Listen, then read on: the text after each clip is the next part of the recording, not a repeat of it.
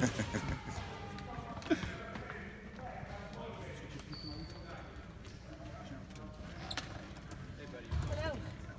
how are you? Good. You guys ready? If you were to point to a couple things that you guys could do as a team to get back to winning basketball, what would be the things that stand out? Well, limit our mistakes. You know, we have mistakes at just crucial times of the game, either in the first, second, third, or fourth quarter. You gotta play, as close to, consistent basketball throughout 48 minutes, both offensively and defensively. Especially when you're struggling, that's the only way you can get out of it.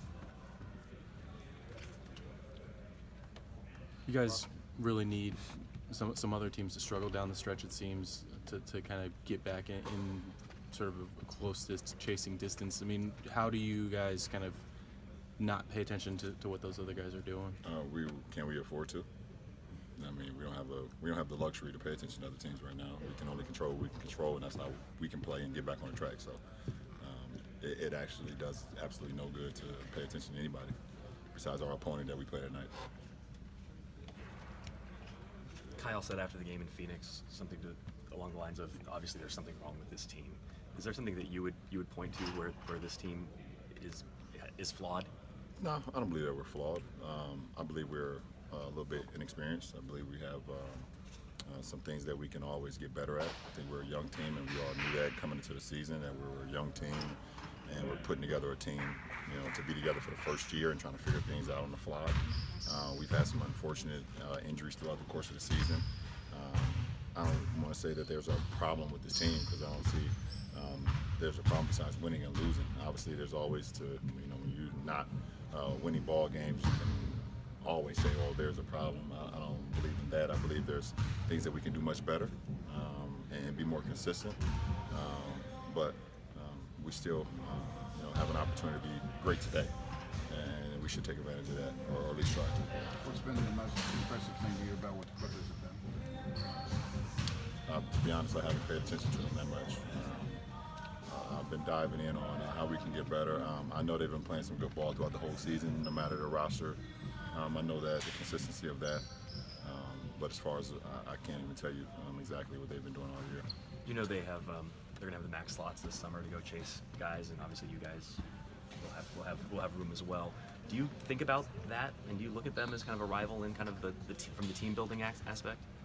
Nah. Rival might be the wrong word. No. I mean, this is my first year with this franchise, and obviously you have the in-city, notion of a rivalry, but I don't think the Lakers and the Clippers have even played a playoff game against each other in recent years. It hasn't happened, so I don't want to say that it's a rivalry. I think the competition between the two teams and the two franchises in the same city, I think that's normal, but I won't say it's a rivalry at all. LeBron, the last several games offensively, you guys really look like you're clicking. Sharon Bucking through second in the league in assists over the last 10 games. But defensively. Right. So, but why is it more difficult to get that chemistry on the defense? I just think it's the inconsistency with our personnel when it comes to our injuries. We went big, we went small. We went small as far as a lot of length, and then we went back big because of certain injuries and things of that nature. And our starting point guard Zoe is one of the best point guard defenders in our league. His ability to pick up guards 94 feet, his ability to get deflections and steals and things of that nature just creates so much for us. So, having that not be with the team for quite a while has hurt our defense as well. Tyson has been limited as well. That's hurt our defense as well. But I think that the group of guys that's on the floor, we have to just, it has to be 5 men communicating all at one time. And I think if you communicate, then some of the mistakes that you make, you can kind of make up for. So we've been okay defensively at times. Like in the last game, fourth quarter, we were great, but we waited too long. It's kind of been that way. We, started the third quarter against Houston. They jumped on us heavy. Then from that point on, we were great defensively. So we have our moments, but it's not been as consistent as you would like it to be. So we have to just try to find that. Last question, please. Anytime a team kind of goes through some of the losses you guys have had recently, there's going to be frustration and tension.